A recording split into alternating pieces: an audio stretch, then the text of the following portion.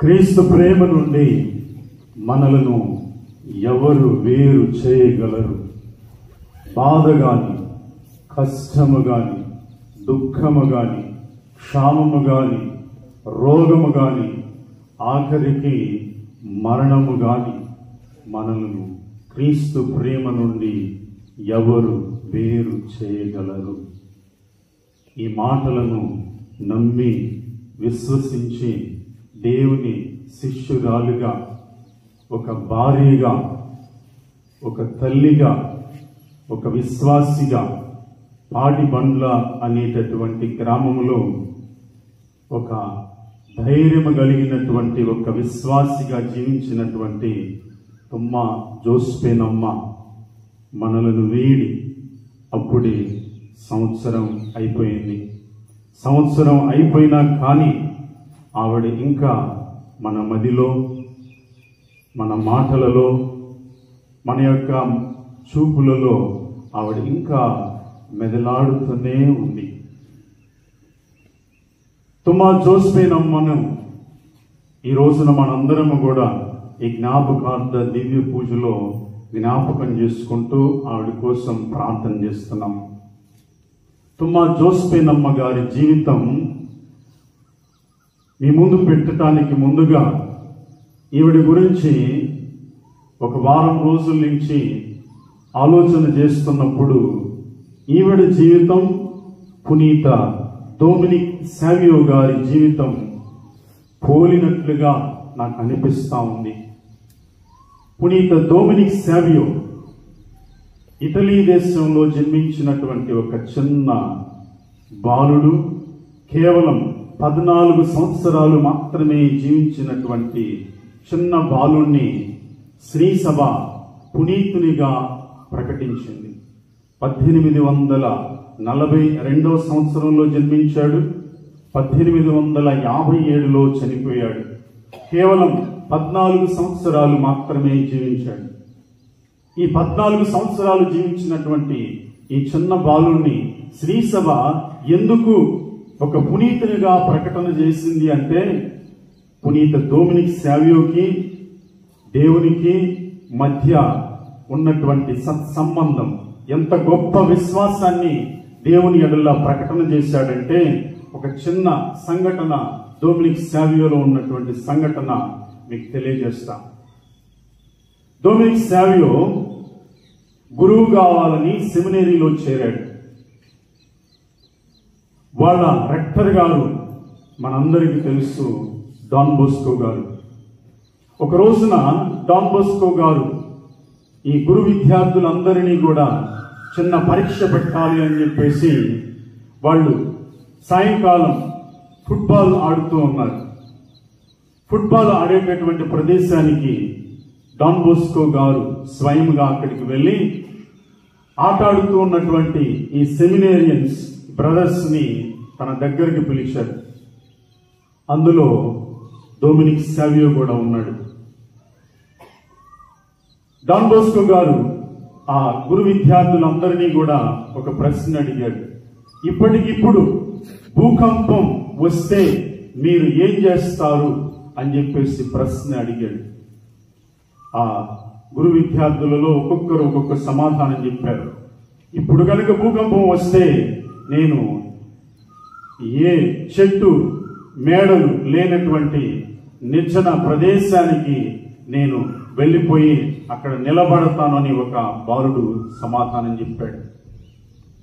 ఇంకొక బాలుడు నేను మా అమ్మ దగ్గరికి పరిగెత్తుకొని పోతాను అన్నాడు. ఇంకొక గురు విద్యార్థి అన్నాడు, వెంటనే నేను మోకరించి ప్రార్థన చేస్తాను అన్నాడు. ఇట్లా ఒక్కొక్కరు ఒక్కొక్క సమాధానం చెప్పుకుంటూ పోతున్నారు. డొమినిక్ సావియో వంతు వచ్చింది. డాన్ బోస్కో గారు అడిగారు డొమినిక్ సావియోని, నువ్వేం చేస్తావు భూకంపం ఇప్పుడు వస్తే అంటే, డొమినిక్ సావియో అంటున్నాడు, నేను ఆట ఆడుతూనే ఉంటాను, ఆట ఆడుతూనే ఉంటాను అన్నాడు. ఈ మాటల్లో ఎంత సాహసం ఉందో మీ అందరికీ కూడా ఆలోచన చేస్తే అర్థమైంది. డొమినిక్ సావియో నేను చనిపోవటానికి ఈ క్షణం కూడా నేను సిద్ధంగా ఉన్నా, దేవుడు నన్ను ఈ క్షణాన పిలిస్తే చనిపోవటానికి నాలో ఒక్క మలినం ఉంది అని చెప్పి చూపించటానికి దేవుడికి ఉండదేమో. ఎందుకంటే నేను దేవునికి ఎంతో ఇష్టునిగా జీవిస్తున్నాను, నేను మరణానికి సిద్ధంగా ఉన్నాను. ఈ క్షణాన దేవుడు నన్ను పిలిస్తే నేను చనిపోవటానికి నేను రెడీగా ఉన్నానని చెప్పేసి డొమినిక్ సావియో చెప్పాడు. డొమినిక్ సావియో 14 సంవత్సరాలు మాత్రమే జీవించాడు. ఆయన చనిపోయిన తర్వాత ఆయన డైరీని చూస్తే ఆయన రాసుకున్నటువంటి 4 సిద్ధాంతాలు, ఇట్లా నేను బ్రతకాలి అని చెప్పేసి 4 సిద్ధాంతాలు రాసుకున్నాడంట. అందులో ఒకటి ఏమిటి అంటే, నేను తరచుగా పాప సంకీర్తనం చేయాలి. రెండవది, నాకు అవకాశం ఉన్నంత వరకు ప్రతిరోజు కూడా దివ్య సత్ప్రసాదాన్ని దివ్య పూజలో స్వీకరించాలి. మూడవది, నా మిత్రులు ఎవరంటే యేసు ప్రభు, మరియ తల్లి. నాలుగవది, నాకు తెలిసి నేను ఏ రోజు కూడా పాపము చేయకూడదు అని చెప్పేసి 4 సిద్ధాంతాలు రాసుకున్నాడంట పుస్తకంలో. దేవుని పిలుపు ఈ చిన్న విశ్వాసికి తొందరగా వచ్చింది. ఆయన కొన్ని సంవత్సరాలు మాత్రమే జీవించాడు. కారణం, జబ్బున పడ్డాడు. జబ్బు వచ్చినప్పుడు రెక్టర్ గారు, ఈ బాలుని మీరు ఇంటికి తీసుకొని వెళ్ళండి, జబ్బు నయమైన తర్వాత మరలా సెమినరీకి తీసుకొని రావచ్చు అని పంపించారు. పంపించినప్పుడు ఇంట్లో మరి మంచం మీద జబ్బున పడినటువంటి డొమినిక్ సావియోను చూస్తున్నప్పుడు తల్లిదండ్రులు ఎంతో బాధపడేవాళ్ళు. ఒక రోజున వాళ్ళ నాన్న ఏడుస్తూ ఉంటే వాళ్ళ నాన్నతో డొమినిక్ సావియో అన్నాడంట, ఎందుకు నువ్వు ఏడుస్తున్నావు? నేను ముందుగా వెళ్తా పరలోకానికి వెళ్ళి నేను నీ కోసం, అమ్మ కోసం ఆ పరలోకం నుండి ఎప్పుడు కూడా ప్రార్థన చేస్తాను అని చెప్పేసి చెప్పాడు. ఇంకొక సందర్భంలో ఒక డాక్టర్ గారు వచ్చేసి ఆయన్ని సూది వేయటానికి వచ్చారంట. సూది వేయటానికి వచ్చినప్పుడు డొమినిక్ సావియోని ఆ సూది పుచ్చుకుంటుంది. బాబు, నువ్వు ఆ పక్కకు తిరుగు, నేను సూది వేస్తాను, నువ్వు భయపడతావు అని చెప్పేసి అంటే, ఈ సూది నన్ను ఏం చేస్తుందయ్యా? నా గురువు యేసు ప్రభు సిలువలో ఆయన కొట్టినటువంటి మేకులు ఆయన ఏమీ చేయలేకపోయాయి. ఈ సూది నన్ను ఏం చేస్తుంది? నేను ఇప్పుడుకిప్పుడు మరణించటానికి సిద్ధంగా ఉన్నాను, నేను దేనికి భయపడను అని చెప్పేసి చెప్పాడంట. దేవుని స్తోత్రం, హల్లెలూయా. డొమినిక్ సావియో గారి జీవితం, తుమ్మా జోస్పెనమ్మ గారి జీవితం పోలికలను చూస్తే ఒకే విధంగా ఉన్నాయి. ఆవిడ అక్టోబర్ 25వ తారీఖున, అంతకుముందు అప్పుడప్పుడు చిన్న చిన్న బాధలు, కడుపు నొప్పి లేకపోతే వేరే జ్వరం రావటం, అలాంటివి చిన్న చిన్న సూచనలు ఆవిడ చూసింది. కానీ ఏ రోజు కూడా ఆవిడ ఈ క్యాన్సర్ వ్యాధి ఉందని చెప్పేసి గుర్తు లేదు, ఆవిడకి గుర్తించలేదు. అక్టోబర్ 25వ తారీఖు తర్వాత టెస్టులు చేపించిన తర్వాత తుమ్మా జోస్పెనమ్మకి క్యాన్సర్ అని తెలిసింది. ఈవిడికి క్యాన్సర్ అనేటటువంటి విషయం ఆవిడకి కూడా తెలిసింది. తెలిసిన తర్వాత ఆవిడ ఆ రోజుల్లో హాస్పిటల్లో ఉన్నప్పుడు, తర్వాత ఇంటికి తీసుకొని వచ్చిన తర్వాత బిషప్పులు వాళ్ళ ఇంటికి వచ్చారు, గురువులు వాళ్ళ ఇంటికి వచ్చారు, కన్యాస్త్రీలు వాళ్ళ ఇంటికి వచ్చారు, బంధువులు మీరందరూ వచ్చారు, గ్రామంలో ఉన్నటువంటి విశ్వాసులు అందరూ వచ్చారు. తుమ్మా జోస్పెనమ్మ అని తెలిసినటువంటి వాళ్ళందరూ కూడా ఆ సంవత్సర కాలంలో దాదాపు ఇక్కడ ఉన్నటువంటి మీరందరూ కూడా ఆవిడ్ని వెళ్ళి పరామర్శించి పలకరించి వచ్చారు. ఈ పలకరింపులో ఆవిడ కంటిలో ఏ రోజైనా కానీ నేను చనిపోతున్నాను అనేటటువంటి అధైర్యం ఏ రోజు కూడా ఆవిడ కళ్ళలో కనపడలేదు. ఎందుకు కనపడలేదు అంటే, ఆవిడ సిద్ధపడింది మరణానికి. ఏ రోజు నా ఎదుట మరణం అనేటటువంటిది వచ్చినా గాని నేను సిద్ధంగా ఉన్నా అనేటటువంటిది ఆవిడ తన జీవితంలో విశ్వసించింది, దేవుని మాటల్ని నమ్ముకుంది. పౌలు భక్తుడు తిమోతికి రాసినటువంటి 2వ లేఖలో 4వ అధ్యాయం 7-8 వచనాల్లో చెప్తున్నారు, నేను మంచి పోరాటం పోరాడాను, నేను మంచి పరుగును పరిగెత్తాను, నా పరుగును ముగించాను, ఇప్పుడు నా విశ్వాసాన్ని నిలుపుకున్నాను, నా కొరకు పందెపు బహుమానం నా కళ్ళ ఎదుట కనబడతా ఉంది అని చెప్పేసి పునీత పౌలు గారు చెప్పినట్లుగా తుమ్మా జోస్పెనమ్మ కూడా తన జీవిత కాలంలో మంచి పోరాటం పోరాడింది. ఇంతకు ముందే చెప్పాను, గ్రామంలో ఒక మంచి విశ్వాసిగా, కుటుంబంలో ఒక భార్యగా, పిల్లలకు ఒక తల్లిగా, వాళ్ళ మనవరాళ్ళకి మనవాళ్ళకి ఒక మంచి అమ్మమ్మగా, నాయనమ్మగా, అట్లానే సంఘంలో ఒక విశ్వాసిగా మీరందరూ కూడా చదువు చూశారు. దేవాలయంలో ఇప్పటికీ కూడా సంవత్సరం అయిపోతా ఉంది. ఆవిడ లేనటువంటి లోటు మనందరం కూడా చూస్తానే ఉన్నాం. ఆవిడ ఒక్కొక్కసారి మనం పూజ పెట్టినటువంటి వ్యక్తులకి ఆ పూజలో పెట్టినటువంటి పేర్లు కూడా ఖచ్చితంగా ఎవరు మరలా అడిగితే చెప్పలేరు. ఆ పూజలు చదివినటువంటి గురువు కూడా ఆ పూజల్లో పెట్టినటువంటి పేర్లన్నీ కూడా చెప్పలేరు.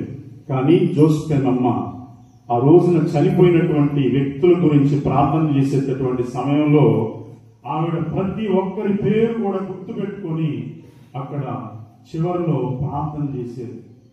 ఆ ప్రార్థనలన్నీ కూడా ఈవిడికి ఈ రోజున ఆశీర్వాదంగా ఉంటాయి.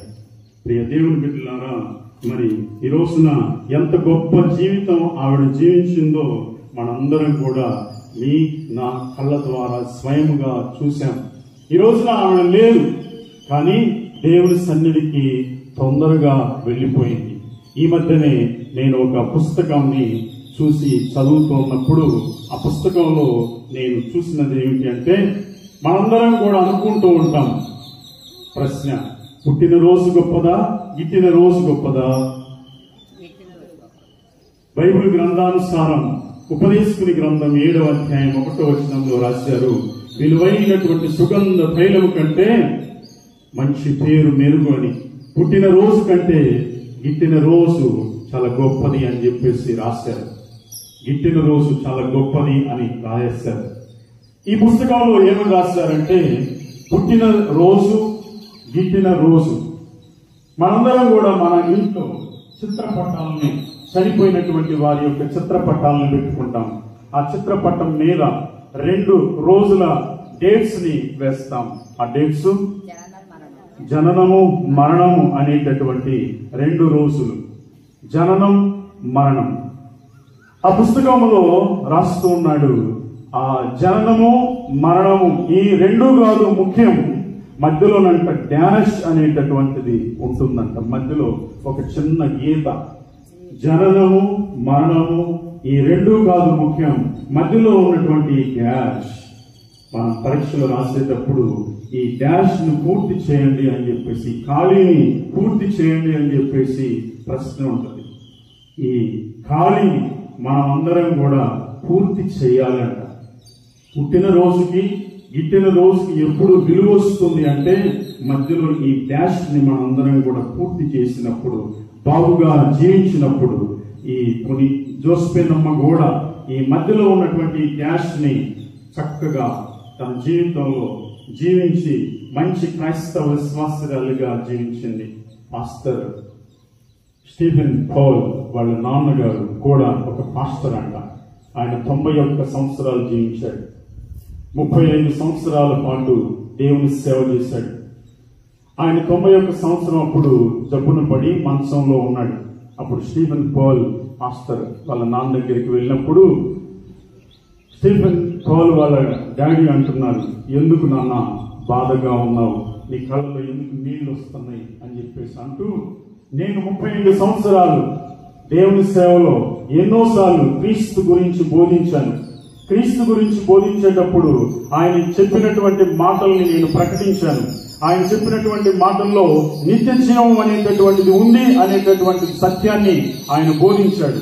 ఆయన బోధించినటువంటి సిద్ధాంతాన్ని నేను జనాలందరికీ కూడా బోధించాను. మరణం తర్వాత జీవం ఉంది అని చెప్పేసి నేను బోధించాను. ఈ రోజున నేను చనిపోతూ, నేను కనుక మరణాన్ని గురించి నేను బాధపడుతూ కన్నీరు కారుస్తూ నేను కనుక చనిపోతున్నానని చెప్పేసి నేను దుఃఖాన్ని వ్యక్తం చేశాననుకో, నేను బోధించినటువంటి దానికి ఏది కూడా దాని మరి స్పష్టత అనేటటువంటిది ఉండదు.